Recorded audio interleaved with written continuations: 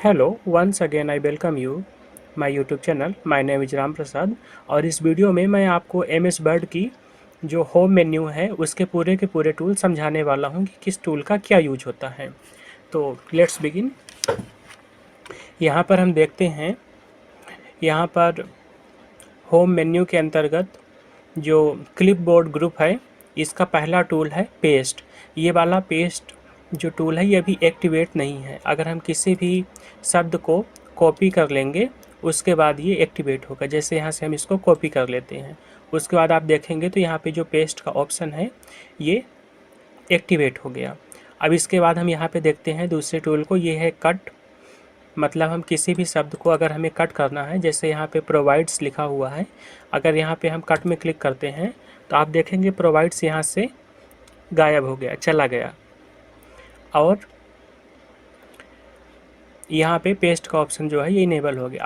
अब अगर हम पेस्ट में क्लिक करते हैं तो ये यहाँ पर पेस्ट हो गया है।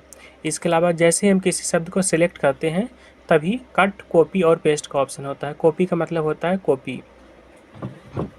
और यहाँ पे एक फॉर्मेट पेंटर का भी ऑप्शन दिया गया है, यानी कि आपको अगर फॉर्मेटिंग को कॉपी करना है तो आप इसका यूज कर सकते हैं। फॉर्मेटिंग को कॉपी करना, जैसे मान लीजिए मैं इसका थोड़ा सा फ़ॉन्ट साइज़ बढ़ा देता हूँ, इसका मैं फ़ॉन्ट साइज़ मान लीजिए 16 कर देता हूँ। अब इसमें ये फॉर्मेटिंग लग गई, तो अब मैं पहले इसको क्या करूँगा, कॉपी कर लूँगा। ये मैं फॉर्मेट पेंटर का यूज़ करूँगा और ये मैंने इससे कॉपी कर लिया।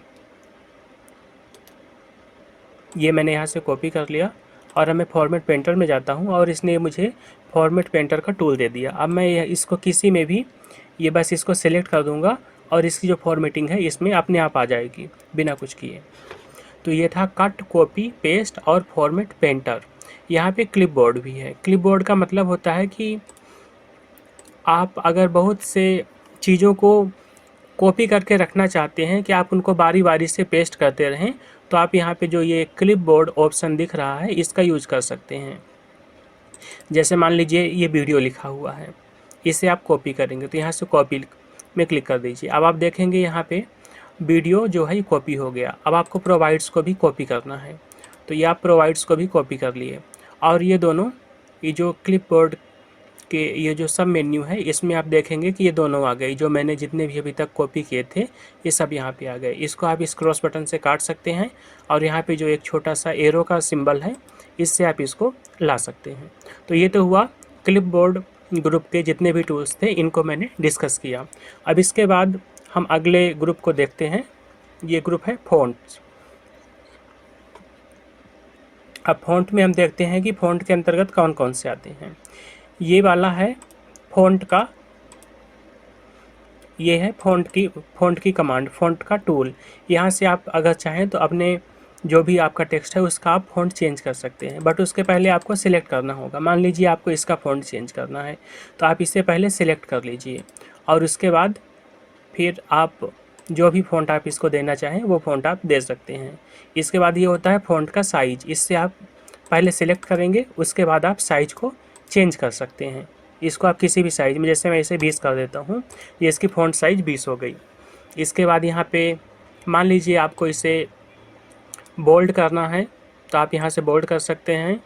यहाँ से ये जो ऑप्शन है इसकी मदद से आप इटैलिक कर सकते हैं और यहाँ की इसकी मदद से आप अंडरलाइन कर सकते हैं। तो ये हुआ बोल्ड, इटैलिक और अंडरलाइन।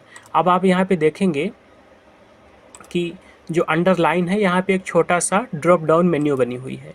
इसमें आप क्लिक करेंगे तो अंडरलाइन, डबल अंडरलाइन, ये एक थिक अंडरलाइन और ये अलग अलग अंडरलाइन का ऑप्शन आता है।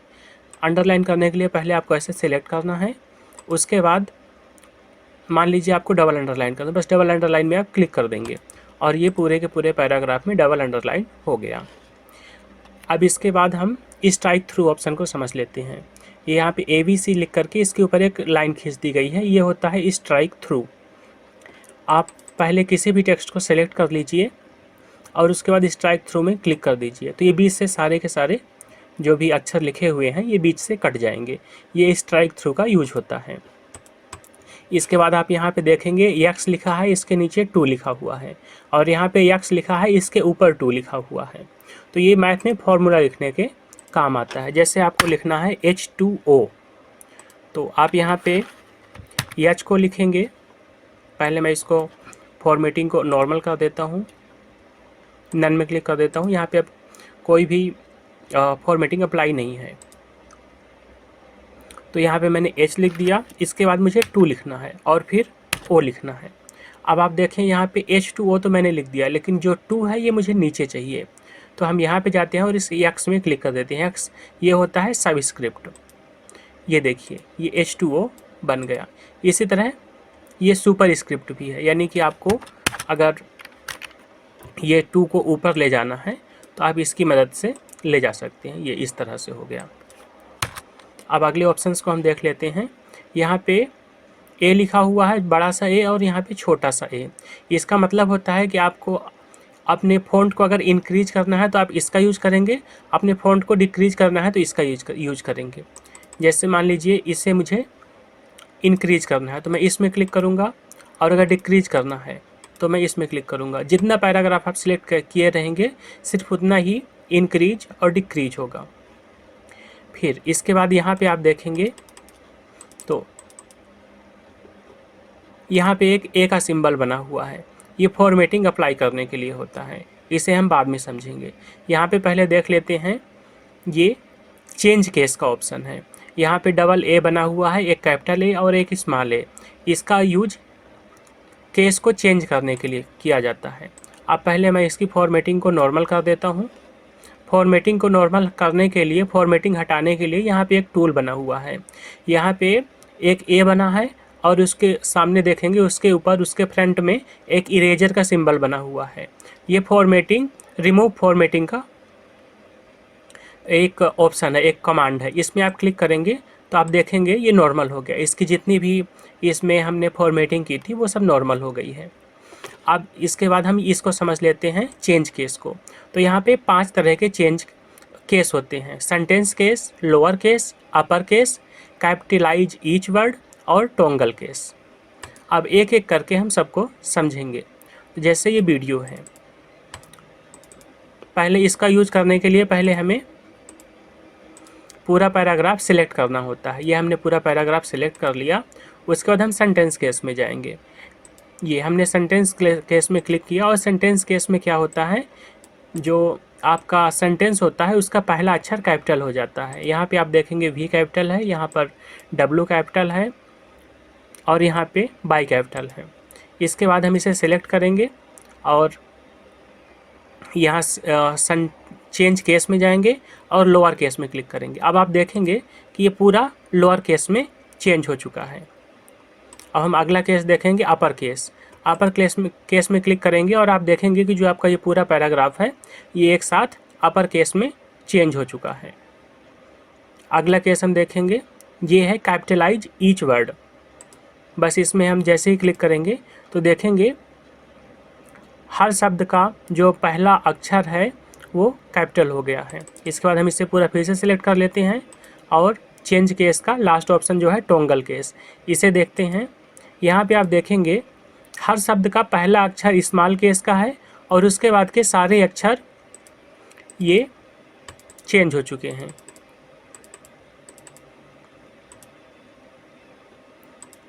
ये था चेंज केस का ऑप्शन। अब इसमें से हम ये सारे फॉर्मेटिंग को अगर मान लीजिए हटाना है तो यहाँ पे हम इस सिंबल में क्लिक करेंगे, क्लियर ऑल फॉर्मेटिंग, और आप देखेंगे कि इसकी सारी फॉर्मेटिंग हट गई है। बट इसका जो टोंगल केस है वो नहीं हटा। जैसे आप देखेंगे भी छोटा है, बाकी सब बड़ा है। तो इसको हम फिर से सिलेक्ट करेंगे। सिलेक्ट करने के लिए माउस से बस डबल क्लिक करेंगे तो एक शब्द सिलेक्ट होगा, और अगर हम माउस से ट्रिपल क्लिक करेंगे तो पूरा पैराग्राफ सिलेक्ट हो जाएगा। अब हम यहाँ चेंज केस में आते हैं और सेंटेंस केस में फिर से क्लिक कर देते हैं। अब आप देखेंगे कि हमारा सेंटेंस पहले की तरह हो गया है। तो ये सारे के सारे जो ऑप्शन हमने अभी डिस्कस किए ये फ़ॉन्ट ग्रुप के थे। अब अगला ग्रुप हम देखते हैं। यहाँ पे एक अगला ग्रुप बना हुआ है पैराग्राफ ग्रुप। जब आप कोई भी लेटर लिखते हैं तब इसका सबसे ज़्यादा यूज होता है। अब आप देखिए इसका यूज कैसे करेंगे। मान लीजिए आपको अपने टेक्स्ट में बुलेट्स लगानी है, आपने ऐसे पॉइंट्स बनाए और आपको यहाँ पे बुलेट्स लगानी है, आप इस तरह से बुलेट्स लगा सकते हैं। आपने एक पैराग्राफ लिखा और वहाँ पर सबके सामने आप एक बुलेट्स लगा सकते हैं। आप चाहें तो यहाँ पर अलग अलग तरह के बुलेट्स लगा सकते हैं। इसके बाद सेकेंड ऑप्शन है नंबरिंग का। जिस तरह हमने बुलेट्स लगाए थे उस तरह हम नंबर्स लगा सकते हैं, 1 2 3 4, इस तरह से हम पॉइंट डाल सकते हैं। और यहाँ पर अगर हमें लिस्ट बनानी होती है तो उसके लिए हम इसका यूज़ कर सकते हैं। ये हम पूरा सिलेक्ट कर सकते हैं। कीबोर्ड से अगर हमको पूरा एक साथ सिलेक्ट करना है तो उसके लिए कंट्रोल के साथ ए प्रेस करते हैं और पूरा एक साथ सिलेक्ट हो जाता है। अब हम यहाँ पे जाते हैं और हम नन में क्लिक कर देते हैं। आप देखेंगे हमारा पैराग्राफ पहले की तरह हो गया, बट इसका जो फ़ॉन्ट साइज़ है वो इंक्रीज हो गया है। तो हम फ़ॉन्ट साइज़ को पहले की तरह करने के लिए क्लियर ऑल फॉर्मेटिंग में क्लिक कर देंगे। ये ऑप्शन जो है ये क्लियर ऑल फॉर्मेटिंग का है। इसमें क्लिक करते ही हमारी सारी फॉर्मेटिंग क्लियर हो जाएगी और हमारे पास टेक्स्ट जो जैसा था वैसा का वैसा आ जाएगा। तो ये जो हमने डिस्कस किए ये बुलेट्स एंड नंबरिंग वाले ऑप्शन थे। अब इसके बाद यहाँ पे हम देखते हैं ये कुछ और ऑप्शन हैं। ये जो पहला है ये अलाइन टेक्स्ट अलाइन लेफ्ट का है। ये सेकेंड वाला अलाइन सेंटर में है। अब इसका यूज कैसे करते हैं हम दिखाते हैं आपको। ये जैसे मान लीजिए हमने इसका पहला पैराग्राफ को सिलेक्ट कर लिया। अब हम यहाँ पे अलाइन लेफ्ट में क्लिक करेंगे। ये अलाइन लेफ्ट पहले से है। अलाइन सेंटर अगर हम करना चाहें तो आप देखेंगे ये पूरा सेंटर में अलाइन हो गया है, पूरा सेंटर में आ गया है। और अगर अलाइन राइट में करेंगे तो आप देखेंगे ये पूरा राइट में आ चुका है। और ये जो यहाँ पे चौथा ऑप्शन है ये जस्टिफाई का है। इसका शॉर्टकट होता है कंट्रोल के साथ जे को प्रेस करना। इसका यूज ये होता है कि इसको जैसे ही हम प्रेस करते हैं तो हमारी ये पूरी की पूरी लाइन अंत तक आ जाती है। जैसे आप देखेंगे अगर मैं इसे सिलेक्ट करूं और यहाँ पे लेफ़्ट में क्लिक करूं तो आप देखेंगे यहाँ पे ये पेस्ट और द ये दोनों सेंटर में नहीं आ रहे हैं।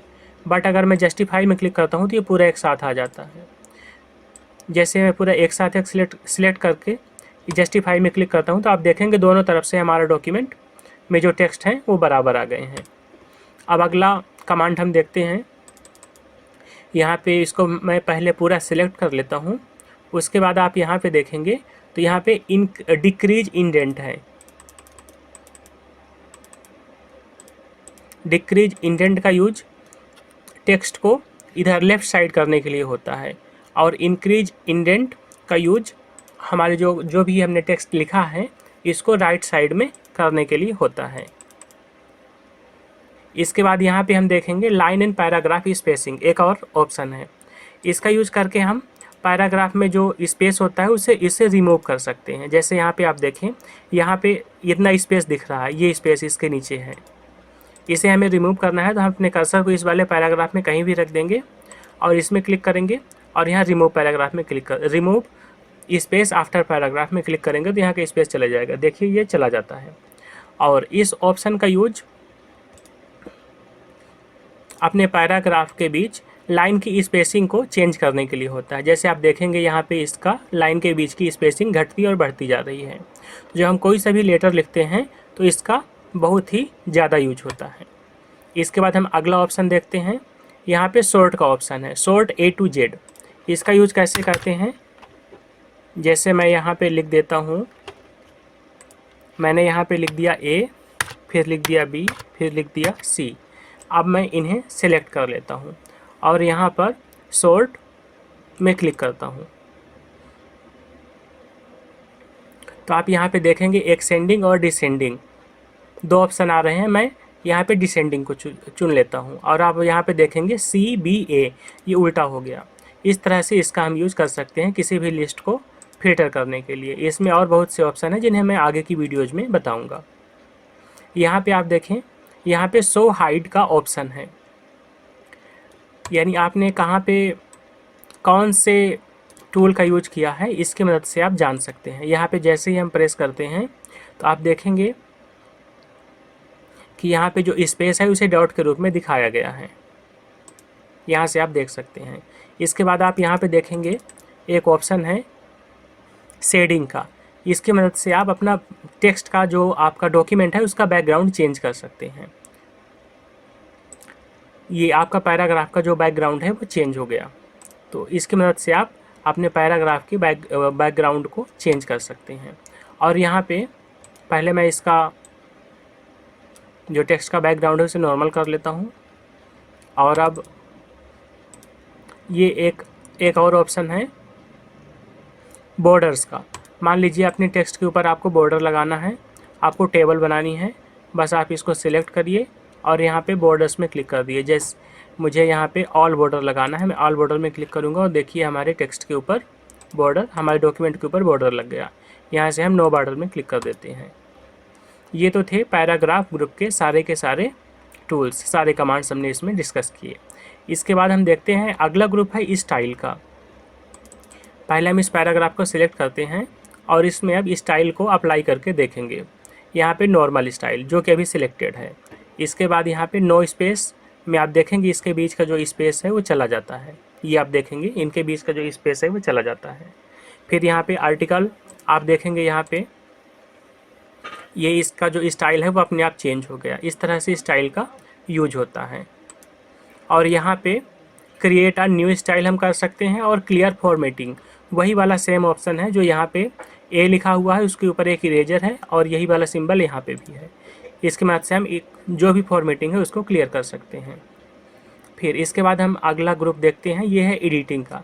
अगर आपको अपने डॉक्यूमेंट में कुछ भी फाइंड करना है, जैसे मुझे यहाँ पे मान लीजिए मुझे वीडियो फाइंड करना है, मैं वीडियो लिखूँगा और एंटर करूँगा और देखिए जहाँ जहाँ पे भी वीडियो लिखा हुआ है वो टेक्स्ट हमारा हाईलाइट हो जाएगा। इस तरह से हम इसका यूज कर सकते हैं। एडिटिंग ग्रुप का दूसरा टूल है रिप्लेस का।